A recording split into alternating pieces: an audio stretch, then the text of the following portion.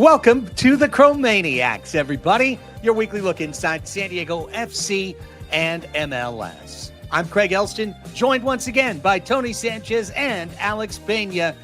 What's going on, Tony? How are you? I am doing it all right. A little bit more aerodynamic now. I haven't had my hair short this look at that. Sixth grade. What was the impetus? For the audio listeners, I'm showing my bald spot coming in. It's all good. It's part of it. I did everything I wanted with it. It's all good. Kind of going along with the age, but it's all right. It's parte de. Alex, you're full head of hair. You have the best. Yeah, head the of man hair. with the best hair on the show by Yeah. far. I credit that to genetics. Man, yeah, my family has a good head of hair themselves, and it's a hot one here in San Diego. I'm feeling it here in North County, and it just makes sense because we're playing the Chicago Fire on Saturday, so it just all connects, right? Indeed, it does. Our 7th episode of the Chromaniacs. Let me start with some very quick housekeeping. First off, follow us on Instagram. Follow us on Instagram at The Chromaniacs. You can find it quite easily, The Chromaniacs. Our friend and guest from last week, Terrible SDFC Memes, helps put out some clips from the show, keeps you reminded when the next show's up to date. So why not follow us? Let's make a conversation on social media as well, at The Chromaniacs. Also, if you can, and there we are on Spotify, please rate and review the show. There we are on Instagram. Okay, almost to 250 followers. Not bad. Let's quadruple. Let's get rolling. Let's get to 1K. Let's get moving. Also, as we had mentioned last week, we said, hey, if you can't, please rate, review, comment on the YouTube show, give us that thumbs up. There was a comment, and I absolutely took it to heart on YouTube last week saying, hey, the audio version, the podcast, too many ads. They're jumping into the wrong times, making it unlistenable. I checked myself and said, you're right. I had let Spreaker self-populate the ads, and you know what happens if you let AI do anything? Oh yeah, it just messes it up.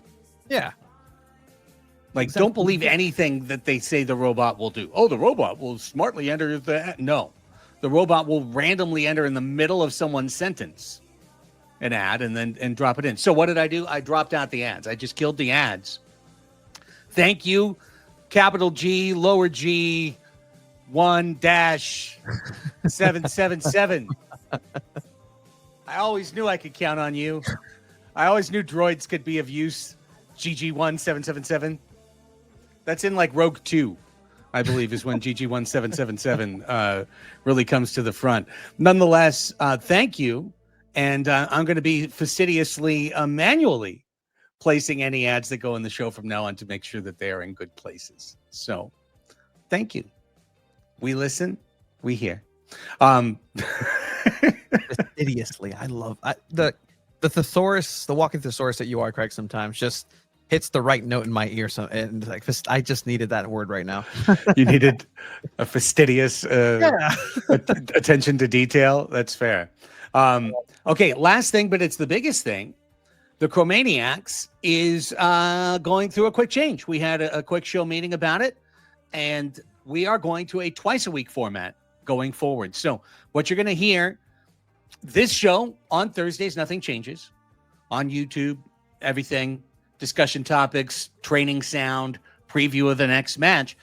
But what I have found, just kind of diving into our first 6 episodes, is that people are keen to hear what we have to say about a match. But once the next match is along, they're not as keen. So we're going to go to a post-game show, regular show format. So we'll do 2 shows a week. Each show will be a little bit shorter as a result, and I think that makes it a little bit more consumable. So today we're going to barely look at Houston Dynamo, and that's the last time we'll do that. For the Chicago Fire match, we'll have a Chromaniacs post-game show. Might not be right after the game. It might be. Just depends on all of our schedules. Stay tuned, but sometime within a day of the game, we'll have a post-game show, and then we'll have this as kind of the pregame episode of the podcast. So 2 podcasts a week, twice the fun for the Chromaniacs, and less time in each episode. So hopefully that makes you a little happier to get to the end of the episode as well. Gentlemen, any comments on this momentous change? Look, it's more soccer talk at the end of the day. I've kind of gone around just most of the actual soccer related shows in town, and it's always good, right? Like I really enjoy the fact that people are getting into this. They want to know more, and the nooks and crannies that I'm finding in people's enjoyment of SDFC it's crazy. Like there's a super fans who know nothing about soccer. There's a super fans who know everything about soccer. There's the people who know everything about soccer that don't know anything about MLS/SDFC. And there's people all in between. And so that's, I think, where it needs to kind of now be a little bit more niche to people. And you know what? If that's where SanDiego the Chromaniacs come in and really fill in those people like, hey, we talk ball here. That's what we do. We talk ball. Alex knows ball. Craig knows ball. Listeners know ball. If you don't know ball, don't be afraid to also put that in there, because that's part of the learning, right? Like we get a lot of people saying, "Hey, like I love it when you talk about the rule of why the wall has to be so close or not so close," like little things like that. Like, oh well, yeah, you take those things for granted, but it's all part of the great learning things by having a team here in MLS. Everybody is interested. Yeah, I have to agree with you. Yeah, you're gonna hear our post-game analysis, hopefully right after the game or maybe a day after the game, and you get to hear our direct thoughts on what happened. And I think that's very exciting. I know people want to hear that type of analysis right after the game. So yeah, you get to hear more content from us, and we'll have more to say. We'll have more games to talk about, because we're in July, and the tournament I've been talking about is going to happen pretty soon. Leagues Cup is coming up, and that's just going to give us more things to talk about. Yeah, the summer of soccer is underway, and I just remember being in the Purple Lot last weekend, and people saying to me, like, I'm so excited for the match, but I'm also so excited to hear what you guys have to say about the match. That's part of the fun of it. And I'm like, well, cool. Wait 5 days and we'll let you know. Nah, let's bring it to the people. Let's give the people what they want. So moving forward, we're splitting the show in two. We're going to have a post-game show, and we're going to have this midweek. Oh, wait, we can't call it that. Although, I mean, Tony's familiar. Tony, you're the Village Bicycle. Everybody has a ride. Everybody. Well, I mean, it's all good, and it's free. Still free, guys. But again, it's still fun, and really, I was talking to you guys about just how SDFC has really just come around and in the lexicon and the zeitgeist of just San Diego. And there were a good handful of SDFC merchandise related stuff at the fair on the 4th of July. So, that's a good barometer for me. It's something that's very consistent for me. Just I did the same thing with Loyal, with San Diego Wave, and now with SDFC, and you start seeing the jerseys. You start seeing. I saw a shop, that sells the mascaras, the masks and stuff, and they may not have the most authentic jerseys. I saw my first non-authentic SDFC jersey. Hey, yeah, that was you're not big till your bootleg. No, it was good, but hey, we're here to talk soccer. Anybody who wants it, aquí estamos. Aquí estamos on the Chromaniacs. All right, let's get it rolling then, and get into our discussion topics. And like I said, because this is the departure from the once a week format, we haven't talked about Houston Dynamo 4-3 comeback win, come from ahead, come from behind. It's such a frustrating match, such an exciting match. SDFC conceding, falling behind 2-1, rallying back to 3-2. Then another tragic pass back blunder leads to both injury and penalty and tie. And then the shocking 17-minute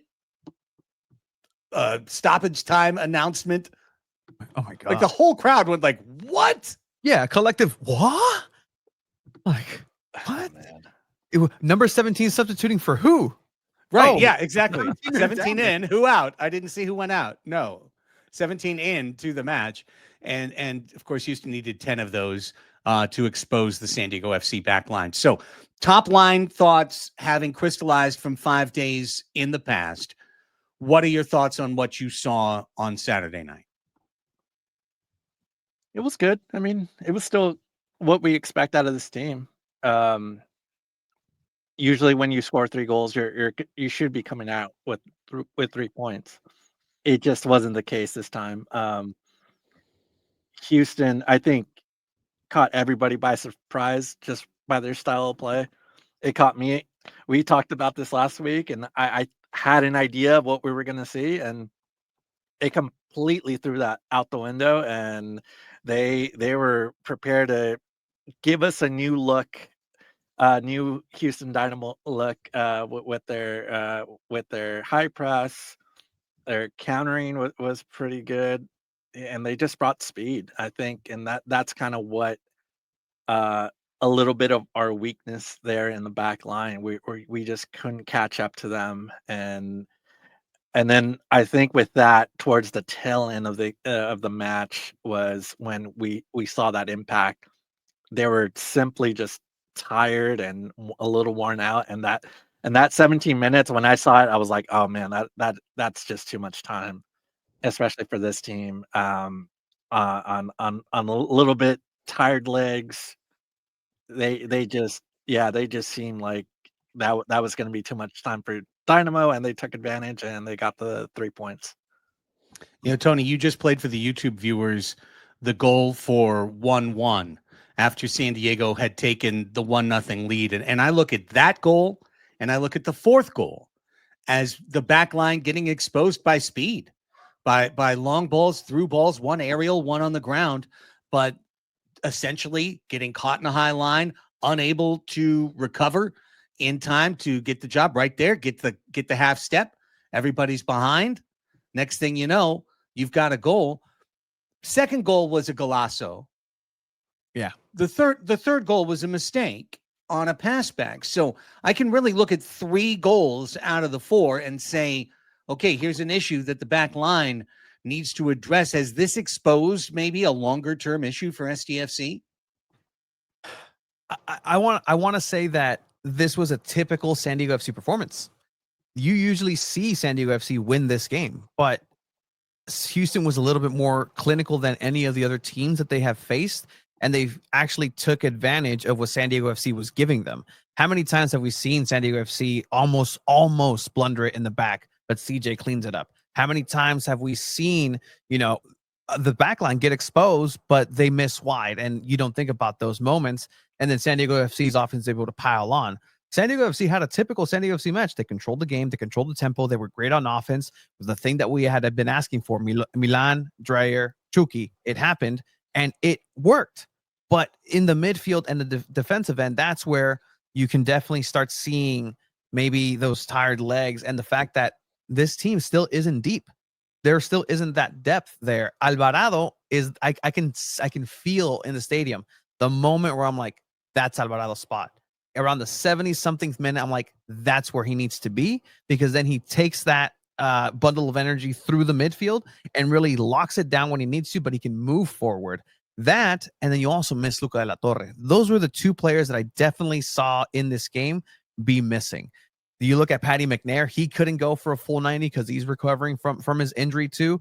Ian Pilcher gets thrown in there, hasn't really had the experience of getting thrown in the middle of a game. He knows how to ramp it up, adjust. He still makes a couple of mistakes when he starts, but then he adjusts in the game. He had a moment to make the mistakes, but not enough time to adjust. So these things piled up, and any other times, Craig, I mean, you mentioned it, right? San Diego, even despite their shortcomings at times, they still are able to win in these situations. This just happened to not be the one where they did that. Yeah, it was frustrating to be sure. When you saw 3-2, you thought, wow, what a classic MLS goofy match, 5 goals scored, the offense of this league. It's the kind of thing that the European fans kind of look at us askance and say, oh, come on, you guys. Yeah, 3-2, how cute. That's fun. Oh, did Messi score a brace again? Oh, okay. Like, I get it. But the 3-3, man, that was just such a letdown. And I got to say, from the supporter section, it was confusing as well, because it happened all the way across the field. And there was just the injury stoppage for the longest time. And then they got up and there was a penalty. It was like, wait, what the hell happened? Well, what happened was really second straight match, a mistake, a pass back error, improperly weighted, focus issue, perhaps, pressure issue, certainly. But it's something that's got to tighten up, boys, because you can't keep having these moments. These are gifts to the opposing team. And last time SDFC overcame it, this time they didn't. What's happening too is people are and teams are scouting the fact that SanDiego FC is willing to go for the risky pass back, and they trust CJ to get it out in a tight spot. So whenever that's scouted, usually teams say, oh, they would never pass it to the goalkeeper. The book doesn't say go pass back to the goalkeeper, but for SDFC's book, that's what they have to do. So now the anticipation is coming up a little earlier where, yeah, these passes are broken, but they've been broken the whole time, but there's not somebody there ready to pounce on it as quickly. These are things that people and other teams are starting to pick up. And I think that's going to be an Achilles heel for SanDiego FC unless they start cleaning it up quickly. And I have a question for you guys. Like, how do you rank like CJ Dos Santos' performance in this match? Because I think I was like looking around and kind of seeing at the comments, seeing it at different social media, and it felt like he was getting a lot of blame for what was going on in the breakdowns. And I don't see it, but yeah, what did you guys see? Well, I can't speak to the communication situation. That's the type of thing that probably Tony would hear about out at the training grounds, somewhere along the way. When I look at it from a very clinical, just break it down standpoint, I'd look at the 4 goals and say, which one was CJ Dos Santos' fault? I mean, the first that we saw, that's a ball over the top where the SDFC defense gets beat. Now it's 1v1 on the keeper. That's advantage to the player. He's coming down the middle of the field. If he hits his net, he's going to score most of the time.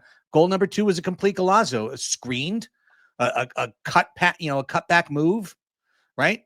Look at this, and tucks it side netting. It was in front of Yepe too. Yeah, I mean, but it was it was the cutback into the middle to free the right foot. Dos Santos can't do anything about that. He's defenseless to the situation. The third we've discussed, it's a penalty, it's a mistake, it's an error. Yeah, it's an angry goalkeeper over there. And honestly, the fourth was clinical as well. A quick through ball and, that deft touch outside of the foot side of the, inside the back post. Keeper's defenseless. So I don't see it. I don't see the Dos Santos criticism on these goals conceded. If you're upset at Dos Santos, then you should be equally as upset with every other performance he's had, because this is a typical performance from Dos Santos. He had good stops. He had good looks. He had brave opportunities. Yeah, he gave up a penalty. Not the first penalty he gives up.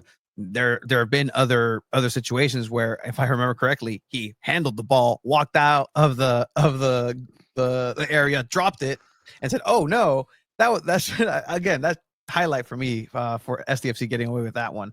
But no, this is a typical performance from everybody, including CJ. And then, you want to nitpick, sure. Positioning could have been better on this shot. You're a little too close to the right, but what's the player doing there to begin with? Where's the pressure? Where was the midfield whenever they let him walk into the last final third? Like, he can yell all he wants. Nobody's stepping up. So I will defend a goalkeeper through and through every single day. And I don't think, not yet. CJ's not to blame for this. And I think it has a lot to do with what Mikey said post-game. Mikey was not happy. I'll say that. Nobody was happy post-match. And I think they all realized that they were served a big serving of humble pie. And I think that SDFC needed it. And not in terms of like they were being pompous and blah, blah, blah. No, I just think that if you're going to go ahead and have a reset and get punched in the nose, I think it's better now than the last month going into playoffs and then you go into a rut. This is where you still have time to adjust. This time that you have time to add pieces. You're starting to see who you have. you're starting to live in a world without Alvarado. Like, again, like these are realities that SanDiego.FC wasn't dealing with last week or the week before, but now they are. Well, and you just kind of led me perfectly into the next thing I wanted to get to before we get to the match preview against Chicago Fire. Today we are recording July 10th. July 24th, 2 weeks from today, the transfer window opens. So, originally I was thinking, well, hey, what are the biggest needs for SDFC? But we can table that. I want to start with 101 stuff here. Like, what is the transfer window? What can SDFC do? How long do they have to do it? What's the money situation? What's the cap situation? Alex, we turn our lonely eyes to you. Isn't it exciting that we get to talk about a transfer window for our first division team? Yeah, I'm excited about it. This is the first time we actually have to have these conversations. And yeah, and MLS and most leagues, they have like 2 transfer windows, and the first one closed back a few months ago. Tony, if you can remind me when that closed. April 23rd. The 23rd, yeah, that's right. And then the next one will open on July 24th. It's a month-long window until August 21st. And with that, it's pretty much a trade deadline. Your prototypical trade deadline that you see in normal North American sports, right? NFL, NBA, MLB. This is your window to make a transaction, to make an addition to your team. We've already seen some subtractions. In LAFC, they got rid of Olivier Giroud. He wasn't having a good time in LA, so he was shipped out back to France. So subtractions can be made prior to this window, but this is when additions can be officially made. I know deals have been talked about. They can't be made official until July 24th. That's when you can finally have them officially on your roster. Okay. Now, we know that SDFC still has the opportunity to engage a third designated player's spot. They could also choose not to do that and stay in the quote unquote under 22 path that gives them more flexibility with their youth setup. But outside of that, within the MLS cap structure, you put in our rundown, they've got about $4 million that they could utilize. And that is separate and apart from if they, the old De Bruyne rumors, which I think are, obviously they're dead, they're dead and gone. But whoever the next person is that people want to throw international flight of fancy upon, it would be separate and apart from that. Yeah, I think that's what I last heard when I was looking at the roster kind of rundown, was just about 4 million. Oh, we got a little bit more. There you go. 5 million left over on the cap. And then there's also TAM, which can, buy down the contract if needed. And that's always a mystery. That's not like an exact number. You don't know how much has been added or subtracted. You just kind of go with it. There's no roster resource here for MLS. I wish there was. I really wish there was like some sort of a resource there. But yeah, we do have some money to blow. That's the thing. And it's whether or not the only thing that I was looking into, and I think you can help me out, Tony, is that they don't have any international slots for SanDiego.FC. So you're given a certain number of international slots, and I think we traded the last one away. I think that was for Luca. Yeah. Bombino. Bombino. And I think that's, a smart investment with that option to buy. And I think now you're going to start to see these options being taken for all the loan players, because let's remind people, right? This roster is thin already, but it's riddled with loans in very important spots. Luca de la Torre is a loan player. You have Milan Iloski, who's out here on loan. Luca Bombino, as you mentioned. still technically on loan. So take those 3 players away, and I don't know where San Diego FC is to be halfway through the season. But that's not the reality that we live in. There is a push to potentially make somebody like a Luca de la Torre a DP player as well. However, he's a domestic player. So there's you're playing Monopoly with Monopoly money and real money, and then you're playing it with Monopoly bucks from McDonald's, and then hey, there's an extra couple of Connect 4 pieces. Those are worth something. Here, MLS, let's go ahead and use these. And this is kind of the mishmash for the construction.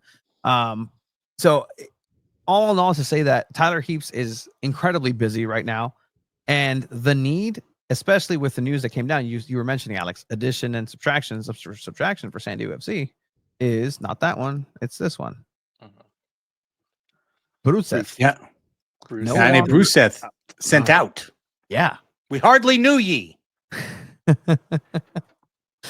And I was, even in this last Houston game, I was like, man, somebody in the midfield, like a Bruseth, where is he? Like, he could have maybe done some good in the midfield, he looked all right against America. But overall, I think the need is going to have to be in the midfield for San Diego FC. And this is something that cannot continue because it's unsustainable. But again, who is the person? Who's that voice and who's that energy they're going to bring into this locker room? Because through and through, the energy in the locker room, the vibes are still positive. And from what I have understood of what happened with our buddy Andres Reyes and how actually detrimental he was to that locker room, it's going to be incredibly important to see who's going to be added here.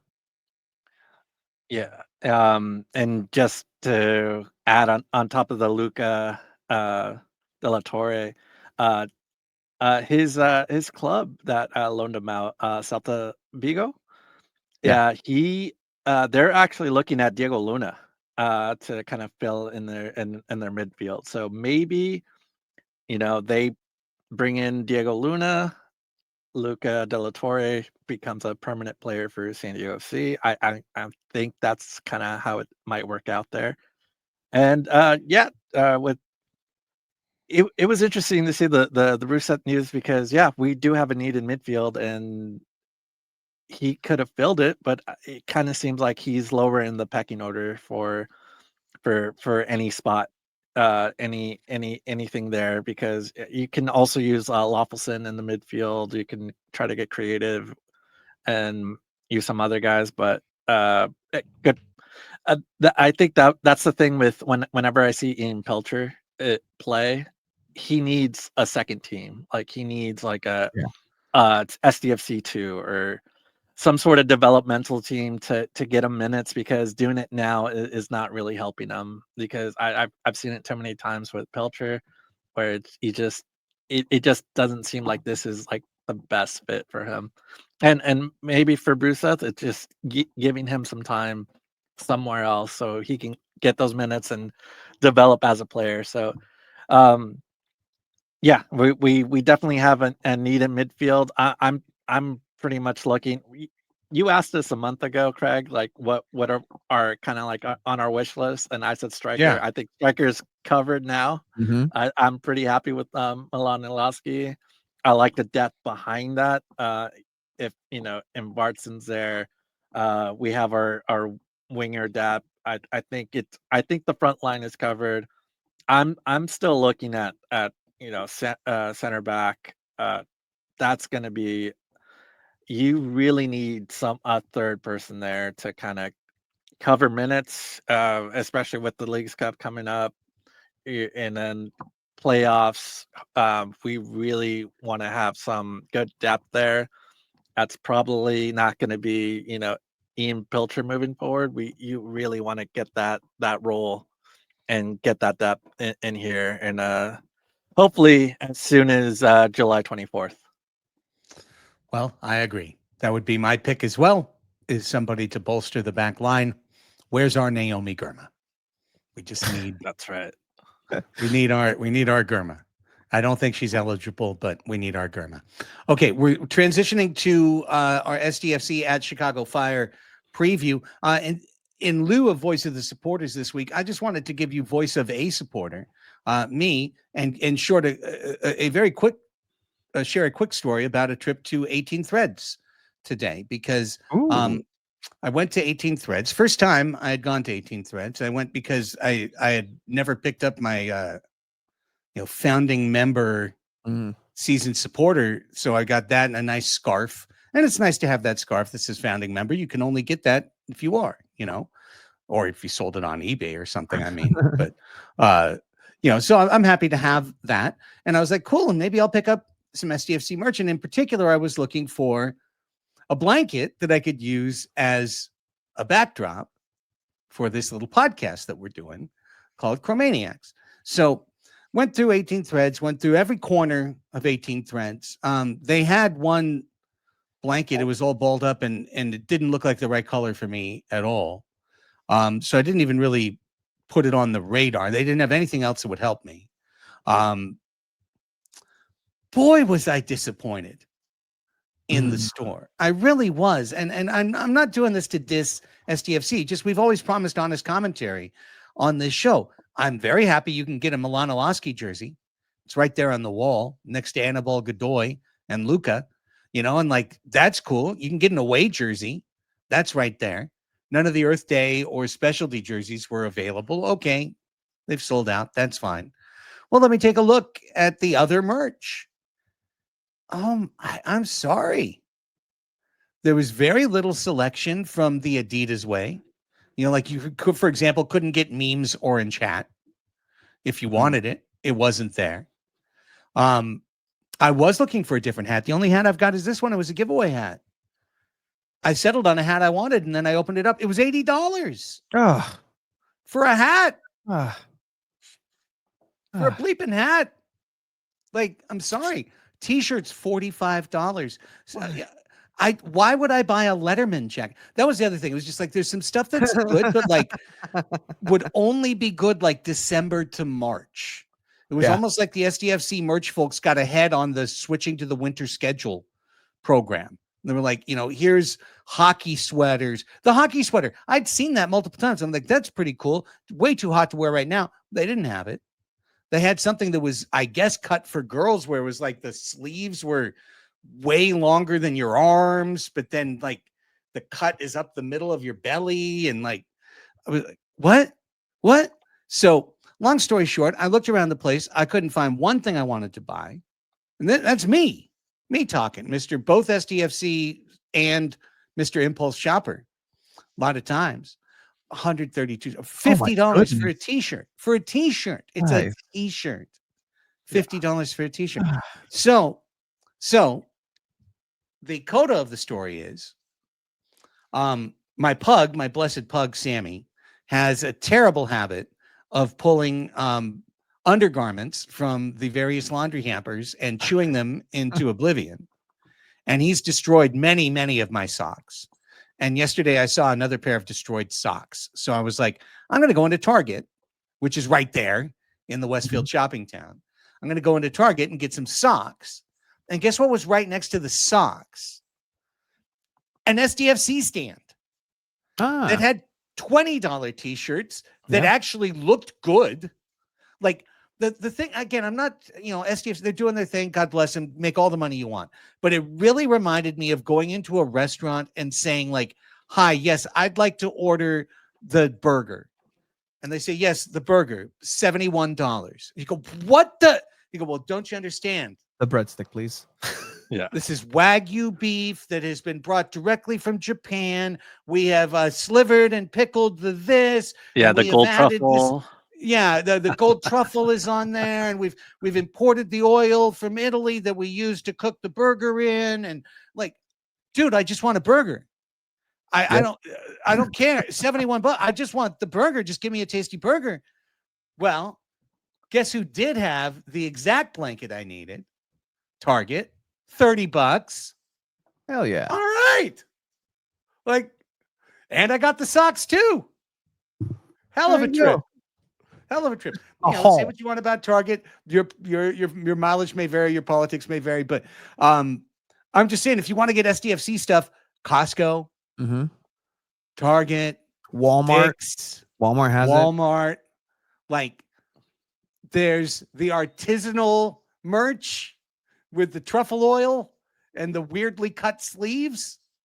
And then there's like the regular stuff for us for like 20 and $30 that if you don't visit the team store. So one man's experience. I have to agree. Like, that's, if it's in your price range, go for it. I'm not here to tell anybody how to spend their money or not. But in doing the line of work I do and just working with families, communities, and children, like, you start to see all these people develop their heroes or sports heroes, right? When somebody went up to bat in the 90s, they put their hat backwards. Oh, I'm Ken Griffey Jr. Like, oh, great. Well, guess what? I'm so-and-so pitching to Ken Griffey Jr. in that moment. Now that's happening. Now kids are going and are posing and, hey, I'm Milani Losky. Hey, I'm Chucky Lozano. Hey, I'm Anders Dreyer, right? Now think about that parent that has to spend money on everything already for school, all the clothes, uniform, and then you're asking to, on top of that, buy an authentic jersey because you're a parent who has me, but still it adds up. But it's getting priced out, potential fan bases and people who want to go ahead and make memories with you forever. So I've always been the person who says, you know what, if you give somebody a free SDFC hat, they're gonna wear that hat until they wear it down, until there's nothing to wear, but they'll wear it even if they don't know what it is. I know so many people, so many Latinos that just do that. Like, hey, is it esa cachucha que es? Oh, no sé. Somebody gave it to me. Oh, okay, cool. Well, now you're just free advertising for, I don't know, Soapy Joe's Car Wash, which I have beef with. I'll table that. I get the Dick's Sporting Goods stuff, Target stuff. Yeah, it's in my price range, so that's what I go with too. Again, nothing against the club. Make the artisanal sleeve, stuff. Make the things, do the things. The collaborations with local artists and whatnot. Cool. Yeah. Uh-huh. Some of it was just not for me, but that doesn't mean it's not for you. The SanDiego.FC hat that looks like it has like pineapples woven into it, or I don't know, it was some sort of fruit or vegetable, or was it a flower? I don't even know. Yeah, it's the poppy. Is it a poppy? One. Yeah, I don't. Looked like a pineapple to me, bro. I kept staring at it. I mean, it's kind of like when you go into the Louvre, like, yeah. What are all these little things? Oh my gosh! Did SanDiego.FC get overgrown? Is this like the dystopian SDFC and like the nature is reclaiming the logo along the way? The floral baseball cap. There you go. Okay. I don't know. The left one looked like a pineapple to me, but anyways, hey, maybe people should listen more. And if you're engaging, maybe you should ask the club, hey, you should give giveaways through the Chromaniacs. How about that? There you go. There you go. I'll give that hat away. Yeah. I mean, if you give it to me, I'll definitely give it away. I mean, look, all I'm saying is it's a great store, great folks, and I hope you enjoy it. But I'll be checking the middle aisles at Target and Costco the next time. All right, let's get to SDFC and Chicago Fire, and we Skywalker and Darth Vader doing battle. Catwalk, right? We got Greg Berhalter against Mikey Varas. Soon you will find out. What do you think? Oh man, I feel like memes is getting that prepared for us right now. The Skywalker. Yeah, that's what I'm going with. It's Berhalter as far as they are rejoined once again, right? And man, it's I just wonder, like, who knows more about the other, right? Is it Berhalter? Like, great question. He's the guy. He was the head coach. He and then Mikey Varas was in the system too, coaching up the under-20s. Came up, was the assistant, took over for Berhalter, and I just want to know who knows more. Who's gonna get one over the other. That's gonna be that's pretty much the preview right there because. What they know the style, right? They know what each other's going to bring.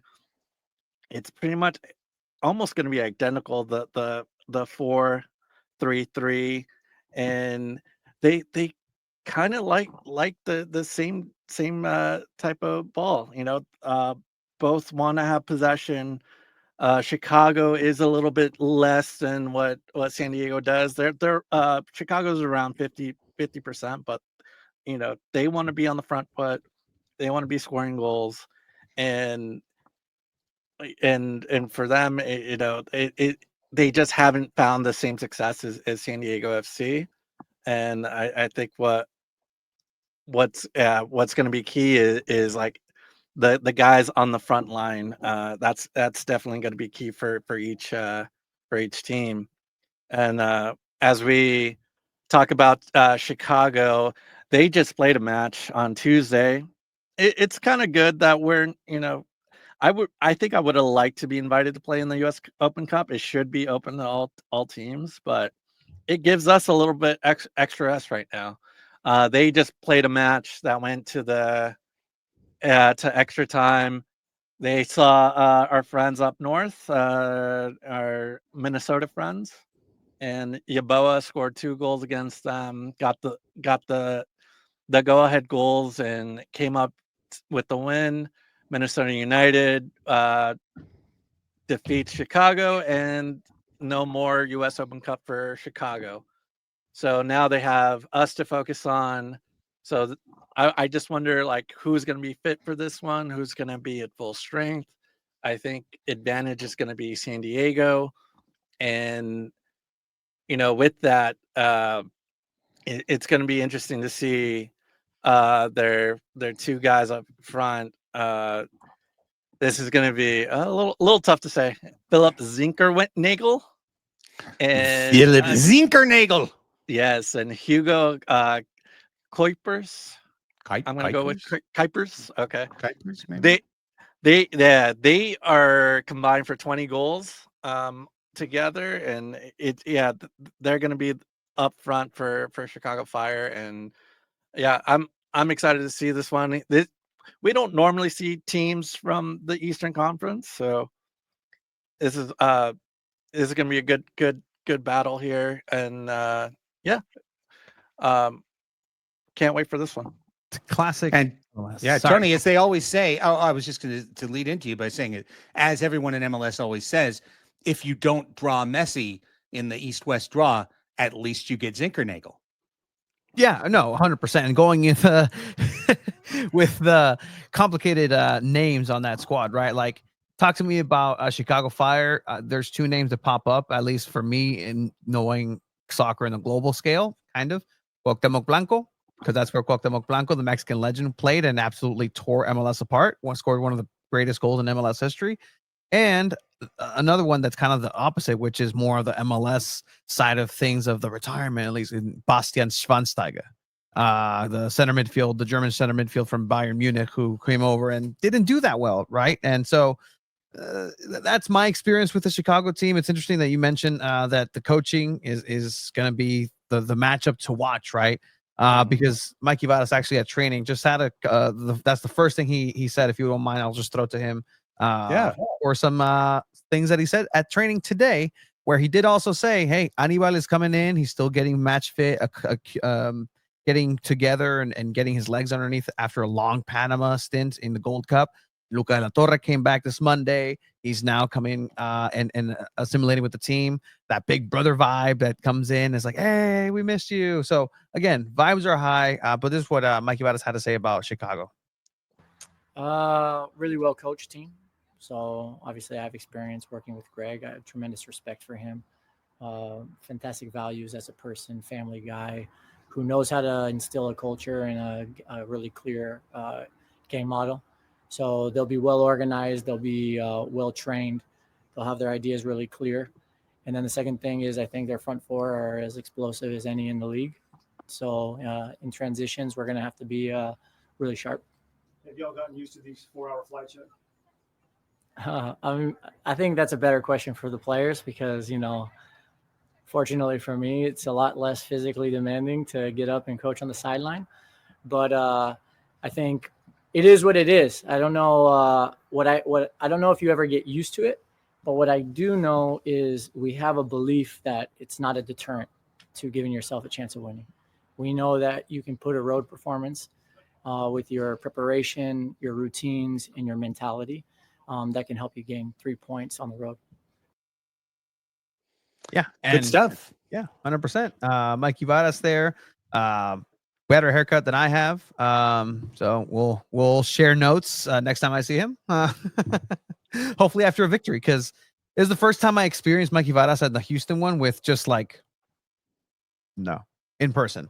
I've seen him through a screen, which is I don't want to be here, but in person it's different, and he's usually bubbly. But hey, he knows it. It's a matchup of the minds against Chicago.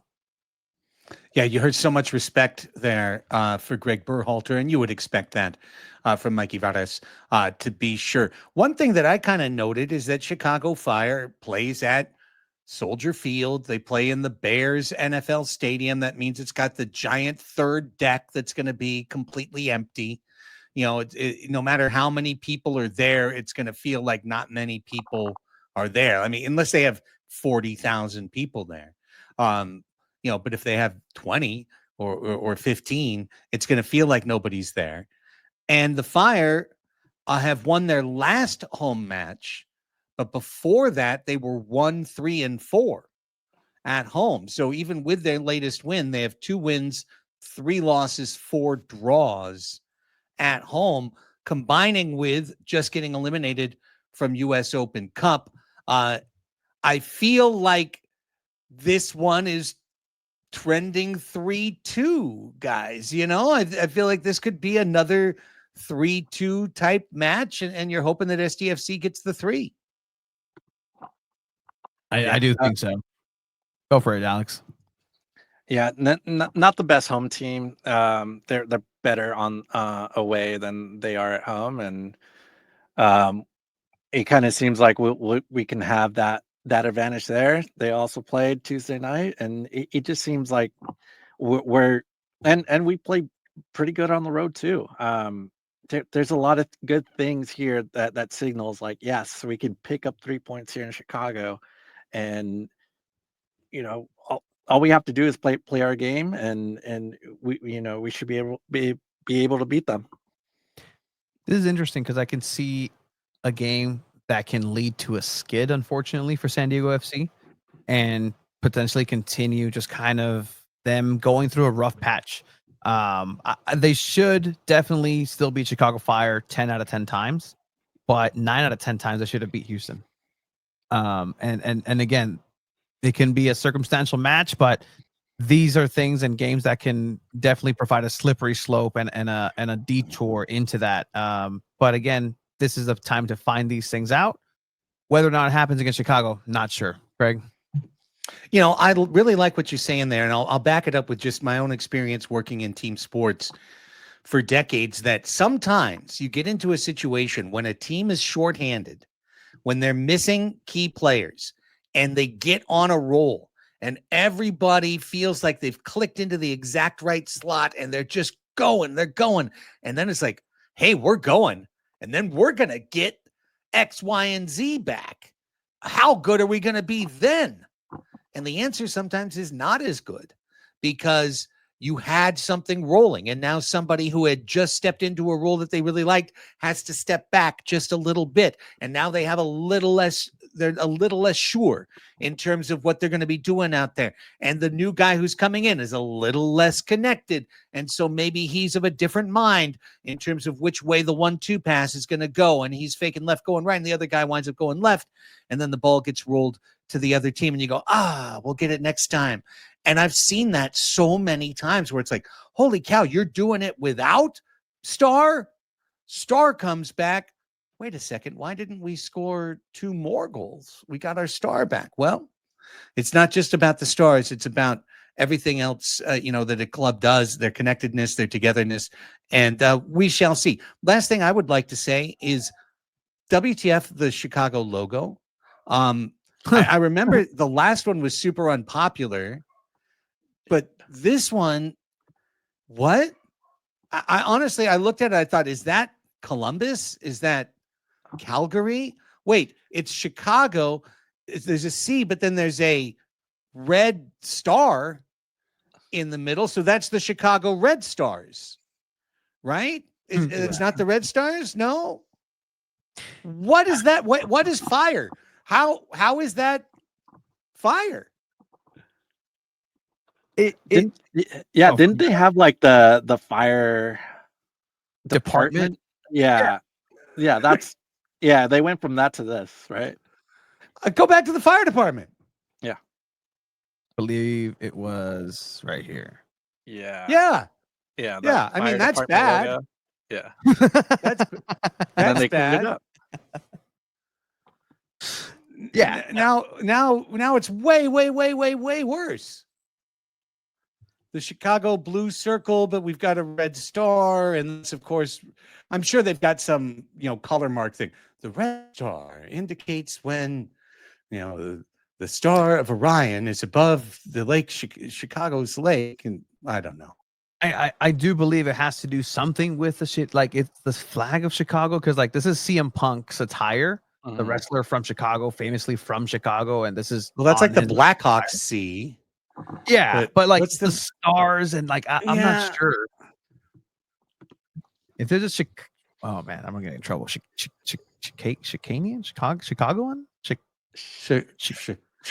Chicagoan. Okay. Yeah. If there's a Chicagoan around, again, this is what the Chromaniacs has actually been able to yield to. Through the week, I got somebody who was at the FC Dallas SDFC match, and then I took some heat for that. I accept that, which is fine. I was a little provincial. With what I said. They're renovating the stadium. Maybe next time, don't set up the stadium where half of the field is leads for everyone to get burns. From the seed and from the sun. So maybe do that better next time. But had they opened that other half, it's all good. They would have had 12,000 instead of 11,000. So look, I'm sure everyone's doing the best they can. Yeah, I gotta ask: is Chicago Fire a top 5 MLS name? In terms of going along with the city, I guess pointing at one of the greatest tragedies in that city's history, like. Okay. Yeah, is Mrs. O'Leary's cow the mascot? Is it just stumbling along, kicking over lanterns throughout the match? The MLS is interesting because like you have those like Chicago Fire, San Jose Earthquake type names, and then it's like SanDiego.FC, LAFC. Yeah, that's fair. And then it's like it's top 5 just for trying, right? Yeah, they get an A just for not being FC this or FC that. Yeah, what's a good MLS name, and then why didn't anyone else follow that? I mean, there were the Wizards for a while in the middle of the country. Not sure how. Yeah, it was the the Casey Wiz one. Yeah, it was like the Wiz. Yeah, Yeah, that was interesting. We're off to see the Wizard, the wonderful Wizard of Oz. Not in Kansas anymore. We're in Kansas City, which is in Missouri. So maybe that's where it all came from. I don't actually know. I do know that the first ever coach of the Kansas City Wizards was one Ron Newman, the greatest coach in San Diego soccer history, greatest indoor coach in history. And their starting center back was one Sean Bowers, still the president of Front Wave Arena up in Oceanside and the San Diego Sockers. And Paul Wright was their midfielder. So San Diego soccer history here on the Chromaniacs. I love it. It always connects back to the Sockers. It always does. Well, I'll find a way. Yeah. It always does. And that's why we love the Sockers. Again, the most successful soccer sporting franchise in San Diego. New bonus edition of Soccer's Overtime next week. I'll tell Tony why once we're done recording, but he probably already knows because I told him before. I like how you said, I'll tell Tony why, as you're telling me that you're going to tell me why for the first time. I was like, okay. No. I told you already. I already told you, but I'll just tell you again in case you forgot. Okay. Any closing thoughts, gentlemen, on this one or anything else? I'm excited. I'm excited for more games and really to see this July, right? San Diego FC started off in a bumpy way this month. 6 games in the month of July. It's they haven't faced this many games in a month since March, I believe, where it was 7. But you know what? Here it is. Hopefully these players can bounce back, and hopefully we have some good times to talk about with San Diego FC. Yeah, I'm excited for Luca coming back, and another road game and hopefully another road win. So I'm excited for that. And then next week we get to play some Canadian teams again. I invite you to support my other podcasts. If you are a San Diego sports fan and you like the Padres Hot Tub comes out for free at least once a week. You can find it on all podcast platforms and on YouTube as well. You can support it and get almost daily episodes at patreon.com/Padres Hot Tub. Also, Crossing Streams is back, my television streaming podcast, which I'm co-hosting with Chris Reed, the Sons of Anarchy actor from back in the day, and also my co-host on Padres Hot Tub. This week's episode, which will come out tomorrow, is a full review of Squid Game Season 3. So if you have finished Squid Game and you want to hear some folks talking about it, we'll be doing that for you. Check that out a little bit later as we head into the weekend. And gentlemen, what would you like to promote? Oh, yeah, and follow me on Instagram, 619 Sports and Liner. Cool. Just me, Substack, Chromatic FC on Substack, and follow me on Blue Sky. Who knows Alex? I know, Alex. There you are.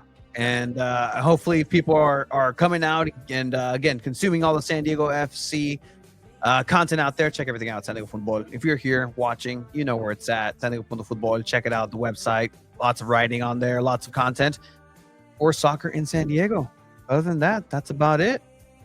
All right. We'll be back after SDFC hopefully pulls 3 points out of the fire in Chicago. Either way, win, lose, or draw, we'll be back to talk about it after the match. And that's the next time you'll hear from the Chromaniacs. For Tony Sanchez and Alex Pena, I'm Craig Elston. Hope you have a great weekend. We'll talk to you during it. Vamos, SDFC.